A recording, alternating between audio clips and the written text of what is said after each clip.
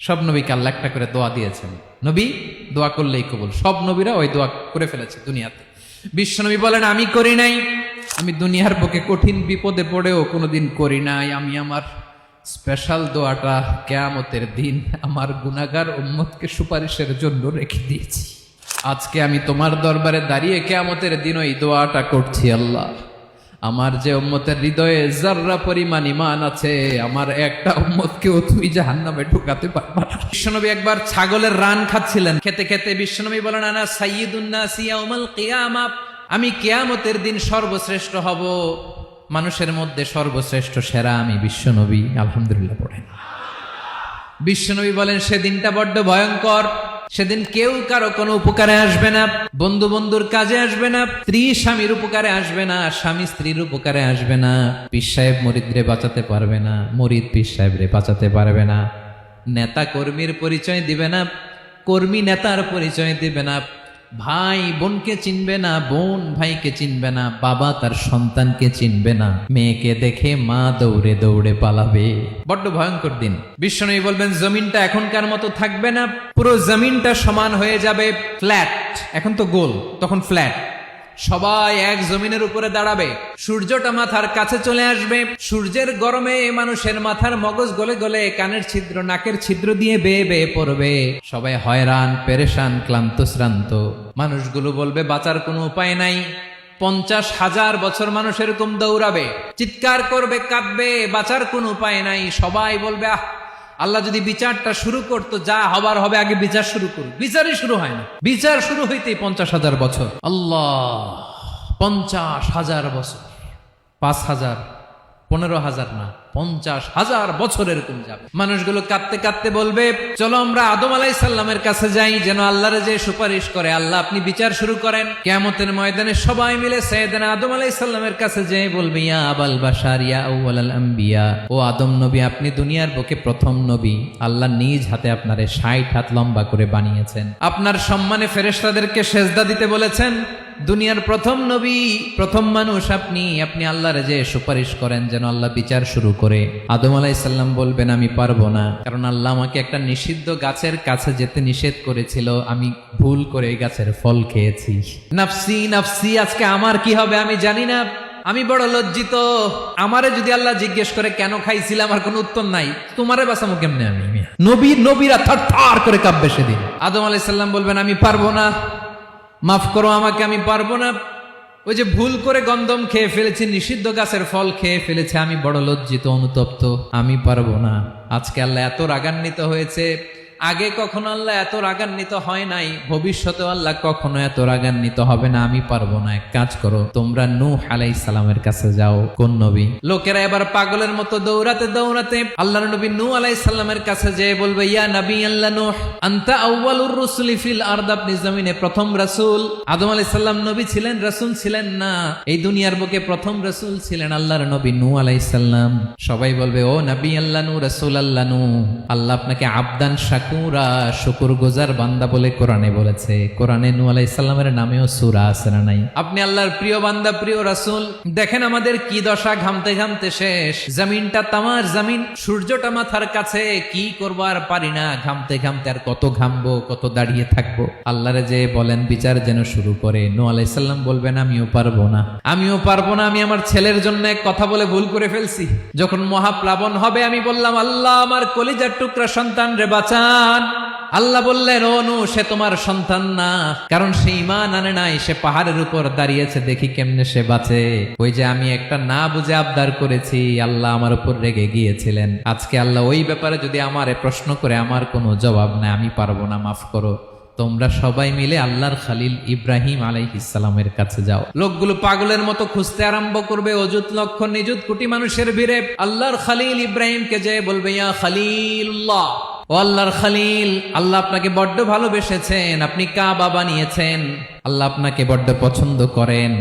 দেখেন আমাদের কি অবস্থা, আপনি যে আল্লাহর কাছে সুপারিশ করেন যেন আল্লাহ আজকে বিচার শুরু করে। আল্লাহর নবী ইব্রাহিম বলবেন আমিও পারবো না, আমি আমার জীবদ্দশায় 3টা মিথ্যা বলেছি। কয়টা? আসলে মিথ্যা না, একটু টুইস্ট করে কৌশল করে কথা বলেছিলেন, ওইটাকে হাদিসে মিথ্যা বলা হয়েছে। আমি জীবনে 3টা মিথ্যা বলেছি, জীবন বাঁচানোর তাগিদে কৌশল করে 3টা কথা বলেছি। আজকের এই কঠিন ময়দানে আল্লাহ যদি ওই 3টা কথার ব্যাপারে জিজ্ঞেস করে, লজ্জায় আমি মাথা দেখাতে পারবো না, আমিও পারবো না। আজকে আল্লাহ এত রেগে আছে, আগে কখনো এত রাগে নাই, পরেও রাখবে না। তোমরা সবাই মিলে বনি ইসরাইলের নবী মুসা আলাইহিস সালামের কাছে যাও। সবাই এবার যাবে মুসা আলাইহিস সালামের কাছে, যেয়ে বলবে, ইয়া নবী আল্লাহ মুসা, আপনি ছিলেন কালিমুল্লাহ, আল্লাহর সাথে সরাসরি কথা বলতেন। রব্বুল আলামিন আপনাকে তাওরাত কিতাব দিয়েছেন, আপনি যে একটু সুপারিশ করেন। আল্লাহর নবী মুসা বলবেন, মাফ করো, আমিও পারবো না। আমি দুনিয়ার বুকে ভুল করে একটা মানুষকে মেরে ফেলেছি। আমি মারছিলাম আদব শিক্ষা দেওয়ার জন্য এক থাপ্পড়, এই থাপ্পড়ে যে ওই লোক মরেই যাবে আমি জানতাম না। আজকে আল্লাহ যদি জিজ্ঞেস করে কেন মারলা, জবাব আছে।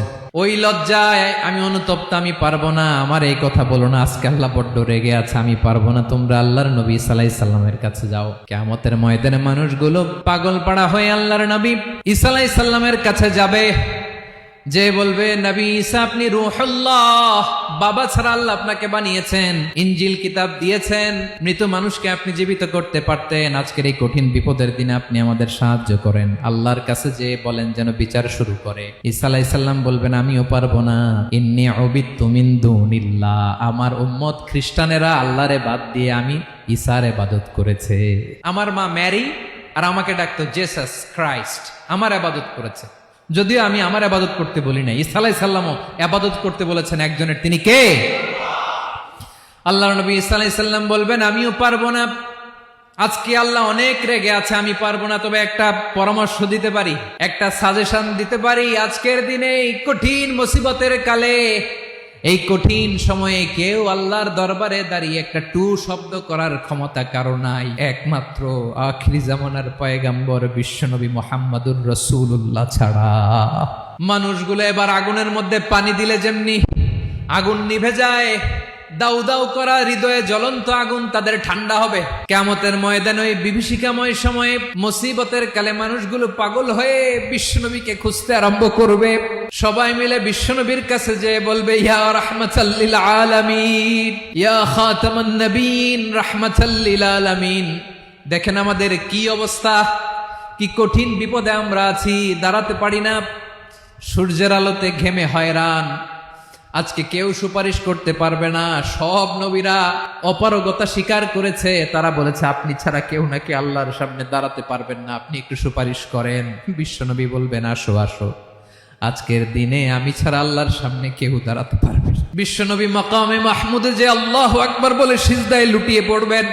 আল্লাহ রাব্বুল আলামিন বিশ্বনবীকে এমন কিছু চমৎকার শব্দ শিখাবেন, ওই শব্দগুলো দিয়ে আল্লাহর প্রশংসা করে বিশ্বনবী কাঁদতে আরম্ভ করবেন। বিশ্বনবী এমন ভাবে অজর দ্বারায় সিজদায় লুটিয়ে পড়ে কাঁদবেন, রব্বুল আলামিনের রহমতের দরিয়ায় জোশ লেগে যাবে। রব্বুল আলামিন এই দৃশ্য থেকে সহ্য করতে পারবেন না। রব্বুল আলামিন বলবেন, ইয়া মুহাম্মদ ইরফা রাসাক, ও নবী আপনি মাথা তোলেন, মাথা তোলেন, আপনার কান্না আমি সহ্য করতে পারি না। নবী আপনি মাথা তোলেন, সাল তুতা, আজকে আপনি যা চাবেন তাই দেব। নবী আপনি সিজদা থেকে মাথা তুলেন, সাল তুতা। বিশ্বনবী এবার মাথা তুলবেন। যে বিভীষিকাময় সময়ে প্রত্যেক নবী বলেছেন আমি পারবো না, প্রত্যেক নবী বলেছেন নফসি নফসি, আমার কি হবে আমি জানি না, আল্লাহ আমারে বাঁচাও। প্রতিটি নবী বলবে নফসি নফসি, আল্লাহ তুমি আমারে বাঁচাও, আমারে বাঁচাও। বিশ্বনবী মাথা তুলবেন, তুলে বলবেন রব্বি হাবলি উম্মতি, আল্লাহ তুমি আমার গুনাহগার উম্মতকে বাঁচাও। এই দুনিয়ার বুকে রব্বুল আলামিন সব নবীকে একটা করে দাওয়া মুস্তাজাবা দিয়েছেন, মানে যে দোয়া করলে কবুল হয়ে যায় সাথে সাথেই। দাও বিহা, দুনিয়ার সব নবীরা ওই দোয়াটা দুনিয়ায় করে ফেলেছে। সব নবীকে আল্লাহ একটা করে দোয়া দিয়েছেন, নবী দোয়া করলেই কবুল। সব নবীরা ওই দোয়া করে ফেলেছে দুনিয়াতে। বিশ্বনবী বলেন আমি করি নাই। ওয়া ইন্নী আখতাবিউ দাওয়াতি শাফাআতান লি উম্মতি ইয়াউমাল কিয়ামাহ, আমার ওই স্পেশাল দোয়াটা আমি দুনিয়ার বুকে কঠিন বিপদে পড়েও কোনোদিন করি নাই। আমি আমার স্পেশাল দোয়াটা কিয়ামতের দিন আমার গুনাহগার উম্মতকে সুপারিশের জন্য রেখে দিয়েছি। আল্লাহ বলবেন নবীর ফারাসাক, মাথা তোলেন, আর কাঁদবেন না। বিশ্বনবী মাথা তুলবেন। আল্লাহ বলবেন সাল তুতা, আপনি যা চাবেন তাই দেব। ওয়াশফা তুশাফা, সুপারিশ করেন, সুপারিশ কবুল করব। বিশ্বনবী বলবেন আল্লাহ ওই স্পেশাল দোয়াটা দুনিয়াতে করি নাই, আজকে আমি তোমার দরবারে দাঁড়িয়ে কিয়ামতের দিন ওই দোয়াটা করছি। আল্লাহ আমার যে উম্মতের হৃদয়ে যাররা পরিমাণ ঈমান আছে, আমার একটা উম্মতকেও তুমি জাহান্নামে ঢুকাতে পারবা না।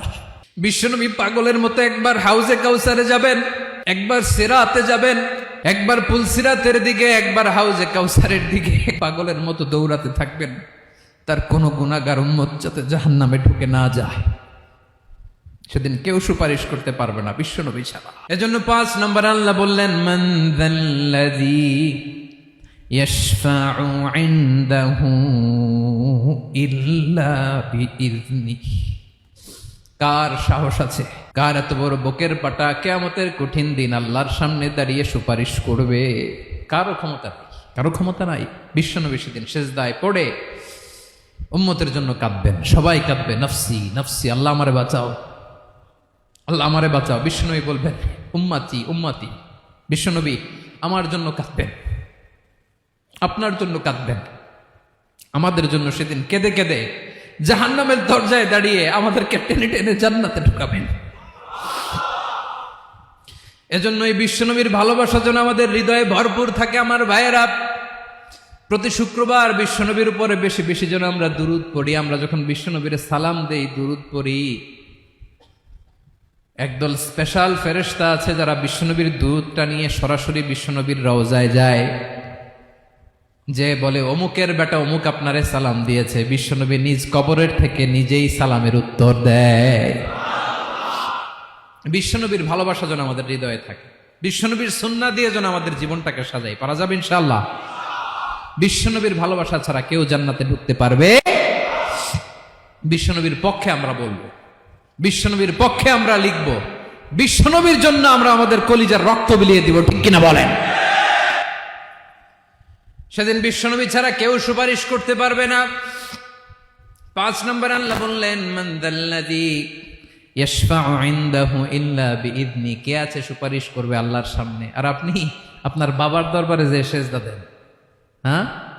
ইব্রাহিম আলাইহিস সালাম থারথার করে কাঁপবে আর বলবে, নফসি নফসি, আল্লাহ আমারে বাঁচাও। মুসা আলাইহিস সালাম থারথার করে কাঁপবে, আল্লাহ নফসি নফসি, আমারে বাঁচাও। আর আপনি পীরের দরবারে যে সেজদা দেন, কোথায় আছেন আপনি? খবরদার, কেউ বাঁচাতে পারবে না। যাকে ইল্লা আল্লাহ যাকে অনুমতি দেন, বিশ্বনবীকে দিবেন, নবীদেরকে দিবেন, এরপরে আল্লাহ তার স্পেশাল ওয়ালিদেরকে, মুত্তাকিনদেরকে, শহীদদেরকে, সিলেক্টেড বান্দাদেরকে দিবেন। কিন্তু কাকে দিবেন, কার জন্য দিবেন, দুনিয়ার কেউ জানে না একজন ছাড়া, তিনি কে? আল্লাহর ওয়ালিদেরকে, নেককার লোকদেরকে আল্লাহ সুপারিশের অনুমতি দিবেন।